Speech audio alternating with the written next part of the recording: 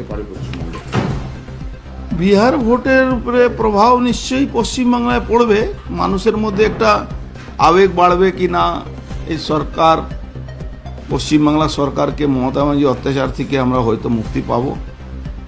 মানুষ ওখানে ভোট দিতে পেরেছে। বিহারে কোনোদিন যে বাংলায় হয় জোর করে ক্ষমতা দখল করা জেনে ভোট দখল করা হয়, সেটা বিহারে হয় না।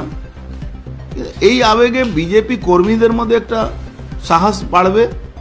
সাধারণ মানুষও ভাববে কি না সঠিক বিহারে এনডিএ সরকার আবার ফিরে এসছে।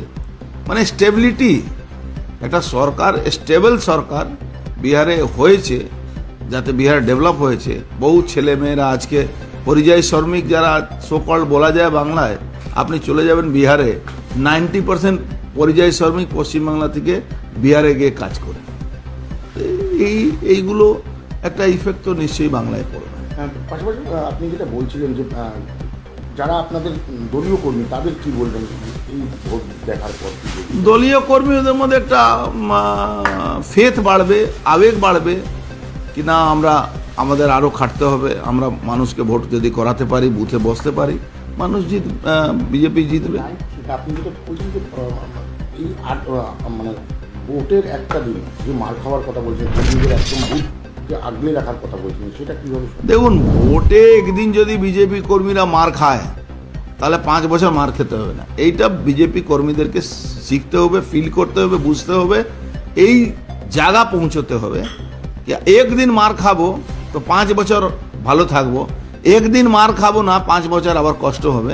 এই মন্ত্রটা বিজেপি প্রত্যেকটা কর্মীকে মাথায় নিতে হবে বাংলায়। এটা করলেই এই যে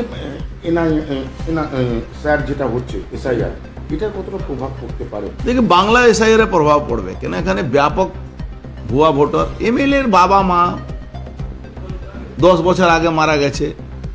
তৃণমূলে বড় বড় প্রত্যেকটা নেতার দেখবেন 3 জায়গা 4 জায়গা নাম আছে।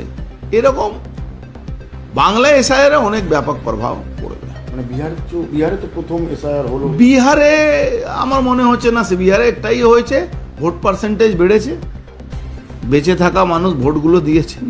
ওই মানে স্বর্গ থেকে নেবে ভোট দিয়ে যাননি, এটা হওয়া উচিত।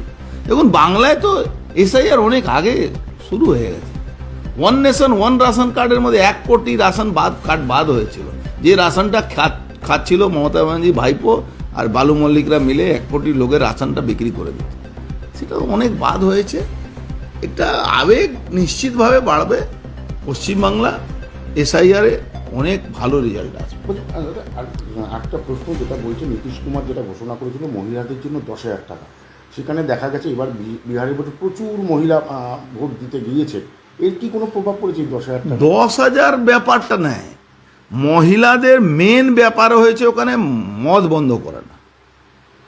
দেখুন, গরিব মানুষ 500 টাকা 1000 টাকা রোজগার করে বাড়িতে যখন আসে 700 টাকা যদি মদই খেয়ে নিত।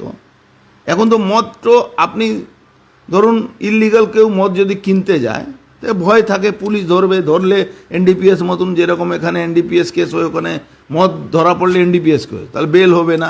এই যে ভয়, দেখুন শাসন ভয় দিয়েই চলে। অ্যাডমিনিস্ট্রেশনটাকে একটু ভয়, আইনের ভয়টা যদি না থাকে মানুষ কোনোদিন বাঁচতে পারবে না। পশ্চিমবঙ্গে সেই অ্যাডমিনিস্ট্রেশনকে ভয় পাওয়াটা বন্ধ হয়ে গিয়েছে।